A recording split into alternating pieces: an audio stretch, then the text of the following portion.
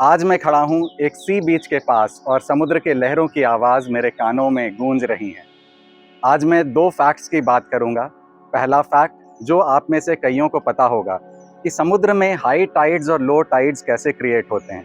जी हाँ, समुद्र में हाई टाइड्स और लो टाइड्स जो हैं वो मून के ग्रेविटेशनल इफेक्ट से क्रिएट होते हैं। जो चंद्रमा है उसके ग्रेविटेशनल इफेक्ट से समुद्र में हाई टाइड्स और लो टाइड्स क्रिएट होते हैं।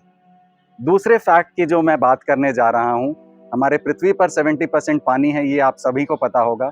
पर आपको यह भी मैं बता दूं कि हमारे शरीर में भी 70% पानी है।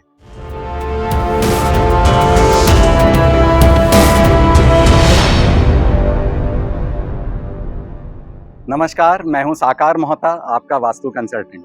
और आज जल तत्व के इतने करीब होकर के मैं जल तत्व पर ही बात करूंगा। मैं कोई ट्रैवल व्लॉग नहीं बना रहा हूं, यहाँ वास्तु की ही बात करूंगा और बात करूंगा कि जल तत्व कितना इम्पोर्टेंट है। तो मैंने जो पहला फैक्ट बताया कि हमारे पृथ्वी पर और हमारे शरीर में 70% पानी है, और जो दूसरा फैक्ट बताया कि मून जैसा सेलेस्टियल बॉडी, जो सबसे छोटा सेलेस्टियल बॉडी है, ऑल्दो अर्थ के बहुत पास है, पर इतना छोटा सेलेस्टियल बॉडी होकर के भी इतने बड़े समुद्र पे वो हाई टाइड्स और लो टाइड्स क्रिएट कर सकता है। तो हमारे शरीर में, जिसमें भी अगेन 70% पानी है, उसमें भी वह कहीं ना कहीं हाई टाइड और लो टाइड क्रिएट कर रहा है। तो अगर मून को हम छोड़ दें तो बाकी जो सेलेस्टियल बॉडीज हैं वो और बड़े बड़े ग्रह हैं, और जो इतने बड़े बड़े ग्रह हैं उनके भी ग्रेविटेशनल इफेक्ट कहीं ना कहीं हमारे लाइव्स को इम्पैक्ट कर रहे हैं, हमारे अंदर के शरीर को इम्पैक्ट कर रहे हैं, और हमारे लाइव्स को कहीं ना कहीं वो इफेक्ट कर रहे हैं। और इन्हीं सेलेस्टियल बॉडीज के इफेक्ट को हम वास्तु के साथ भी कोरिलेट करते हैं। वास्तु में भी हर दिशा किसी न किसी सेलेस्टियल बॉडी से एसोसिएटेड है, और उस दिशा को ठीक रखना हमारे लिए इम्पोर्टेंट है। आज जल तत्व के इतने करीब होकर के हम सिर्फ और सिर्फ जल तत्व की दिशाओं के बारे में बात करेंगे। जल हमें अपने लाइफ में क्या देता है। जल जो है यह एक बहता हुआ एक स्रोत है, एक बहता हुआ एक ऑब्जेक्ट है। तो बहते हुए ऑब्जेक्ट जो हैं वो हमें कम्युनिकेशन देते हैं। जल एक ऐसा माध्यम है जिससे कि चीज़ें एक जगह से दूसरी जगह पहुंचाई जाती हैं। अगर आप एक्सपोर्ट इंपोर्ट देखें तो मैक्सिमम एक्सपोर्ट इंपोर्ट जो है वह जल के माध्यम से ही होता है, शिप से ही होता है। मुझे लगता नहीं कि 10% एक्सपोर्ट इंपोर्ट भी प्लेन से, एयर के मीडियम से होता होगा। 90% export import, 90% transaction of goods, 90% movement of goods वो पानी के थ्रू ही होता है, शिप्स पे होता है।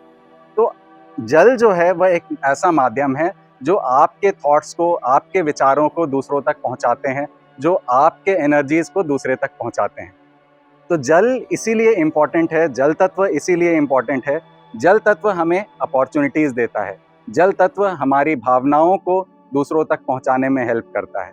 जल तत्व हमारे हेल्थ को भी कंट्रोल करता है, और जल तत्व इसीलिए हमारे ओवरऑल अंडरस्टैंडिंग, हमारे ओवरऑल प्रॉस्पेरिटी को कंट्रोल करता है। जल तत्व की दिशाओं की बात करें तो जल तत्व जो है वो बेसिकली, क्योंकि 70% अर्थ पानी है, 70% बॉडी पानी है, तो 70% दिशाएं भी जल तत्व से गवर्न होती हैं।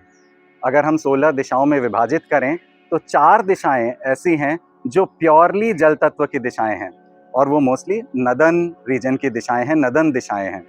तो जल तत्व की जो दिशाएं हैं ये नॉर्थ ऑफ नॉर्थ वेस्ट से स्टार्ट होती हैं। पहली दिशा है नॉर्थ ऑफ नॉर्थ वेस्ट, दूसरी दिशा है नॉर्थ, तीसरी दिशा है नॉर्थ ऑफ नॉर्थ ईस्ट, और चौथी दिशा है नॉर्थ ईस्ट। तो ये जो 4 दिशाएं हैं, 16 दिशाओं में से ये जो 4 दिशाएं हैं, यह प्योर जल तत्व की दिशाएं हैं।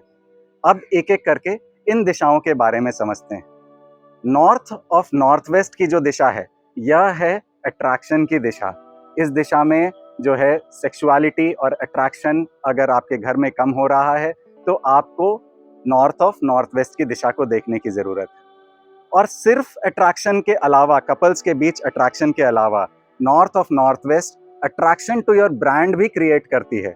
अगर आप किसी ब्रांडेड प्रोडक्ट में डील करते हैं या आपका कोई अपना कोई ब्रांड है, तो उस ब्रांड के प्रति आपके कस्टमर्स अट्रैक्ट हों, दुनिया अट्रैक्ट हो आपके ब्रांड के प्रति, इसके लिए north of north waste responsible है।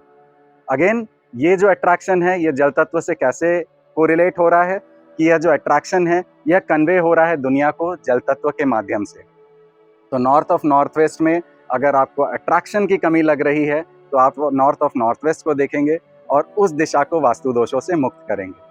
इसके बाद आती है नॉर्थ की दिशा, प्योर नॉर्थ 0 डिग्रीज या 360 डिग्रीज नॉर्थ जो कि कहलाता है। यह दिशा है अपॉर्चुनिटीज की दिशा। यहाँ 2 देवता विराजमान होते हैं, सोम और भल्लाट। भल्लाट देवता जो हैं ये अपॉर्चुनिटीज देते हैं ताकि हमारा जो भी बिजनेस है, हमारे जो भी सर्विसेज हैं, वह एक बड़ा रूप ले सकें, हमें नई अपॉर्चुनिटीज मिले और हम उन अपॉर्चुनिटीज को ग्रैब करके उस पर काम कर सकें। इसके बाद नॉर्थ के बाद जो अगली दिशा है वो है नॉर्थ ऑफ नॉर्थ ईस्ट की दिशा। North of north east important है हेल्थ के पर्सपेक्टिव से। मैंने आपको बताया कि हमारे बॉडी में अगर 70% पानी है और जल तत्व की दिशा में अगर प्रॉब्लम होगी, नॉर्थ ऑफ नॉर्थ ईस्ट में प्रॉब्लम होगी, तो हमारे 70% बॉडी पार्ट्स इफेक्ट हो जाएंगे। हमारा 70% बॉडी जो कि पानी से बना है वह इफेक्ट हो जाएगा। और इसीलिए north of north east again जल तत्व की दिशा बहुत इंपॉर्टेंट है हमारे हेल्थ के लिए। नॉर्थ ऑफ नॉर्थ ईस्ट में जो देवता विराजमान है वह है भुजंग देवता। भुजंग देवता आपने देखा होगा कि डॉक्टर्स के सिंबल में भी 2 सर्पेंट्स होते हैं। एक्चुअली 2 सर्पेंट्स जो होते हैं वह बेसिकली भुजंग देवता को ही रिप्रेजेंट कर रहे हैं। तो भुजंग देवता की दिशा north of north east important है हेल्थ के पर्सपेक्टिव से। अगर आप बीमार पड़ रहे हैं, बार बार आपके घर में बीमारी लगातार चल रही है, तो आप ज़रूर अपने घर के नॉर्थ ऑफ नॉर्थ ईस्ट के दिशा को देखें और वहाँ देखें कि किसी तरह का वास्तु दोष नहीं होना चाहिए। जब भी आप बीमार पड़ें तो दवाइयों को, जो बीमारी की दवाई है, सिर्फ उस समय के बीमारी की दवाई जो है उसे नॉर्थ ऑफ नॉर्थ ईस्ट के दिशा में रख दें और वहीं से उसी दिशा से दवाइयों को कंज्यूम करें और देखें वह जो दवाइयाँ हैं वो आपके शरीर को ज़्यादा लगेंगी और आप जल्द से जल्द ठीक हो जाएंगे। नॉर्थ ऑफ नॉर्थ ईस्ट के बाद जो अगली दिशा है वह बहुत ही इंपॉर्टेंट दिशा है, वो है नॉर्थ ईस्ट की दिशा। नॉर्थ ईस्ट की जो दिशा है वह ऐसी दिशा है जहाँ वास्तु पुरुष का सर है, यानी कि हमारा जो पूरा mental calculations, mental thought processes, mental vision, ये सब कुछ जो है नॉर्थ ईस्ट से गवर्न होता है। इसीलिए नॉर्थ ईस्ट की जो दिशा है यह पूरे ओवरऑल प्रॉस्पेरिटी के लिए बहुत इंपॉर्टेंट है, ना सिर्फ हमारे ग्रोथ, अपॉर्चुनिटीज, हेल्थ के लिए, बट ओवरऑल पूरी प्रॉस्पेरिटी जो है वह नॉर्थ ईस्ट से ही गवर्न होगी। तो इसीलिए नॉर्थ ईस्ट की दिशा में किसी तरह का कोई वास्तु दोष होना ही नहीं चाहिए।